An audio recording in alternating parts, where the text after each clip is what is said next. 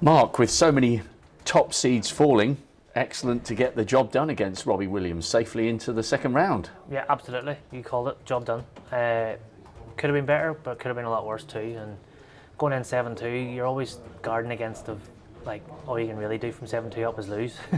So to win or to get out of that mini session 2-all and go into the interval 9-4, I felt quite relaxed, but probably too relaxed, and I switched off a little bit.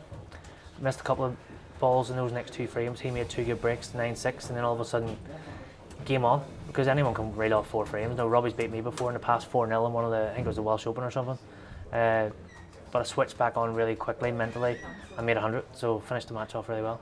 And that frame for 9-4 felt quite big, especially because it was the best part of 50 minutes. Is that what it was? I didn't actually feel that. It didn't feel like many of the frames were long and drawn out. I felt like over the course of the whole match, though, I always got the better of the safety part.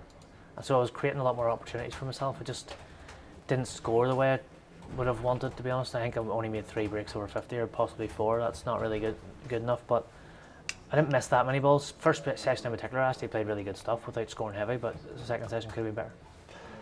In terms of your confidence, do you think this is the most buoyant you've felt arriving here, bearing in mind not only do you arrive here having won 3 major titles this season, you also last year got back to the semis for the first time in 14 years. So did you arrive here with a real spring in your step?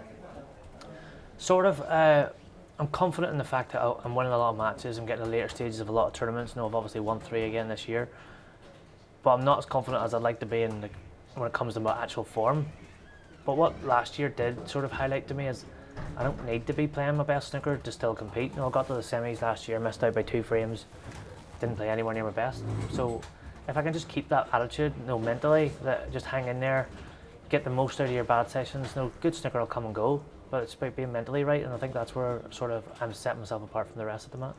Well, especially if you think back to that semi-final, 16-10 down to somebody of the quality of Mark Selby, you could easily have just rolled over, but you very nearly pulled off a massive comeback there.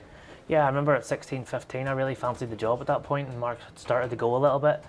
I missed the long red, where the only one that I could leave was the one I was going for, and of course I got the double kiss and left him on, and he made a great break, to be fair, given the comeback that I was making.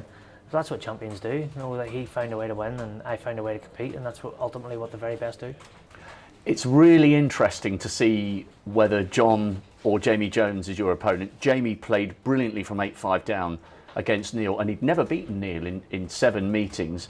But then, of course, this season, for some weird stroke of fate, you and John just can't avoid each other. Yeah, if John was to get through, I think that would be the 6th time this season. I'm 3-2 up in meetings this season so far, but look, it'd be great, not anything against Jamie, it'd be great to play John again here. We've had some good battles in the past. We've had some great battles this season, and he's someone I admire a lot in the game and what he's done, so it'd be nice to play him here in the Crucible. Well, you've got to be in it to win it, and so many seeds are not, but you are. Well done today. Thanks, Mark. Thank you.